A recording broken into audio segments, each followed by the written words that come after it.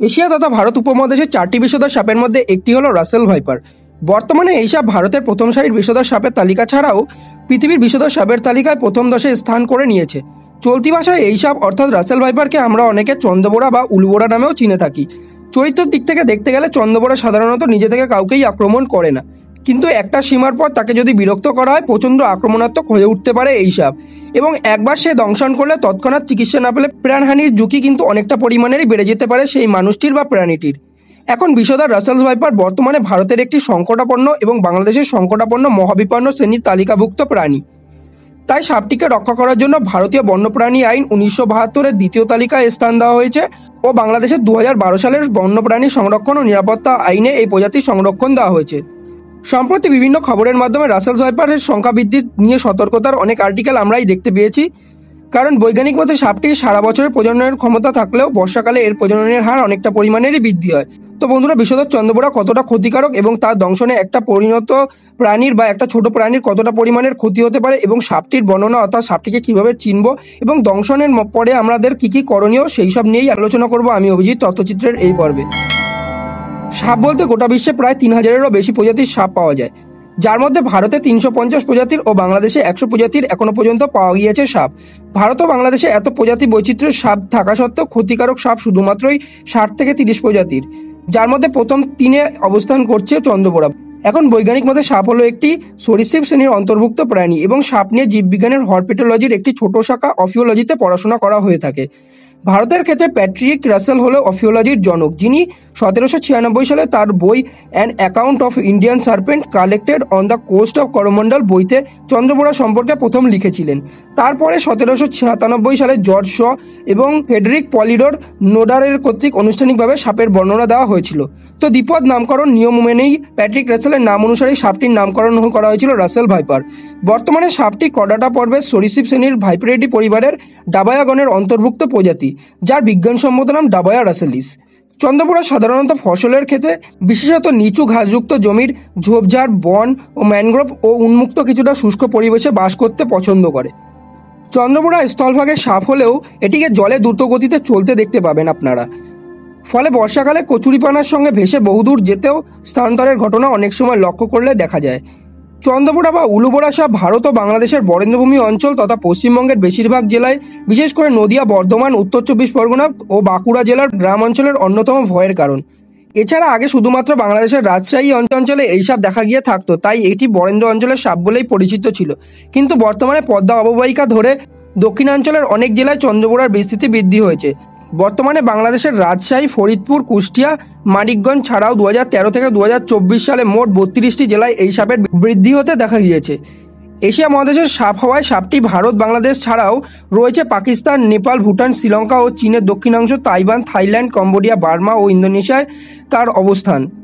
সাপটির স্বভাব দেখতে গেলে দেখতে পাবো যে সাপটি সাধারণত নিশাচর এবং এর খাদ্য হিসাবে ইঁদুর ও ছোট ছোট পাখি, টিকটিকি ও ব্যাঙ ভক্ষণ করে তার জীবন কাটায়। সাপটিকে চেনার যদি সহজ উপায় নিয়ে আমরা জানতে চাই, তাহলে জানবো যে চন্দ্রবোরার সারা শরীর জুড়ে রয়েছে সুন্দর গোলাকার চাঁদের মতো ধূসর বর্ণের ছোপ ছোপ একের পর এক লম্বাভাবে সাজানো মাথা থেকে লেজ পর্যন্ত দাগ। তো চন্দ্রবোরার দেহ সাধারণত মোটা ও সোজা হয়ে থাকে এবং বিষধর সাপের ক্ষেত্রে একটা গুরুত্বপূর্ণ বৈশিষ্ট্য যেটা হচ্ছে গিয়ে কিন্তু সাপের লেজ হট করেই মোটা থেকে সরু হয়ে পড়ে এবং ছোট হয়ে যায়। তো এর ক্ষেত্রেও কিন্তু সেম দেখতে গেলে কিন্তু দেখা যাবে। এবং সাপটির যদি লম্বা নিয়ে আমরা আলোচনা করি, দেখতে পাবো যে মোটামুটি একটা সাপ কিন্তু 4 ফুটের কাছাকাছি কিন্তু পর্যন্ত কিন্তু লম্বা হতে পারে।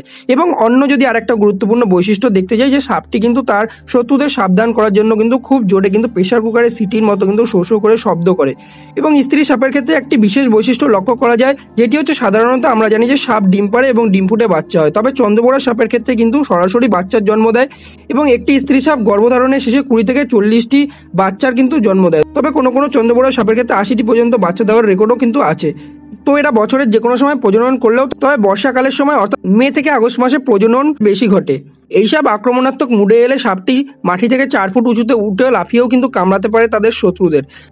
চন্দ্রবোরার বীজ দাঁত হলো সোলিনোগ্লাইফাস, অর্থাৎ মুখ বন্ধ করলে দাঁত ভাঁজ হয়ে মুখের সঙ্গে সমান্তরালভাবে অবস্থান করে। একটি চন্দ্রবোড়া সাপ এক ছোবলে বেশ খানিকটা বিষ কিন্তু ঢালতে পারে এবং এদের বিষ গ্রন্থিটি চোখের ঠিক নিচে বিষদাঁতের কিন্তু ঠিক পাশেই কিন্তু অবস্থান করে এবং একটা পূর্ণবয়স্ক সাপ কিন্তু তাদের বিষের পরিমাণ 130 থেকে 250 মিলিগ্রাম পর্যন্ত বিষ দিতে পারে।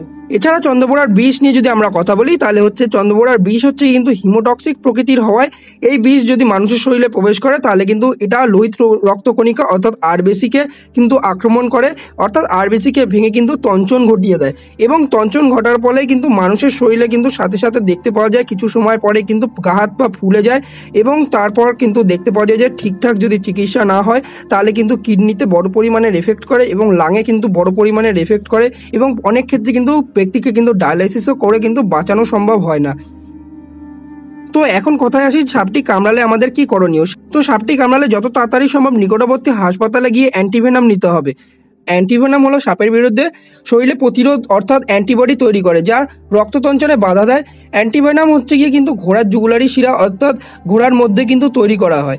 ভারত এবং বাংলাদেশের বিষধর সাপের জন্য ভারতের হপকিন্স ইনস্টিটিউটের তৈরি পলিভ্যালেন্ট অ্যান্টিভেনামের কিন্তু প্রয়োগ করা হয়। এছাড়া বিভিন্ন দেশে কিন্তু বিভিন্ন রকম অ্যান্টিভেনাম কিন্তু দেওয়া হয় সাপের আক্রমণের ক্ষেত্রে অর্থাৎ সাপের কামড়ের ক্ষেত্রে বিষধর। সাপ কামড়ালে কোনো রকমভাবেই কিন্তু ওঝা না দেখিয়ে নিজেরা কোনো রকমভাবে ডাক্তারি না করে সর্বপ্রথমে হাসপাতালে যেতে হবে, কারণ ডাক্তারের মতে প্রথম 100 মিনিটের মধ্যে যদি 100 ভায়াল অ্যান্টিভেনাম দেওয়া যায় কোনো বিষধর সাপ কামড়ানোর পরে তাহলে সেই ব্যক্তির কিন্তু মৃত্যুর হার অর্থাৎ মৃত্যুর ঝুঁকি কিন্তু অনেকটা পরিমাণেই কমে যায়। এবং আমরা জানি যে কিছু ডাক্তারের মতে অর্থাৎ বৈজ্ঞানিক মতে কিন্তু বলা হয়েছে যে সাপ কামড়ালে ওপরে নিচে কিন্তু তার বাঁধন দিতে হয় এবং যত তাড়াতাড়ি নাড়াচাড়া না করে কিন্তু হসপিটালে যাতে নিয়ে যাওয়া হয় সেইটার কিন্তু পরামর্শ দেওয়া হয়ে থাকে।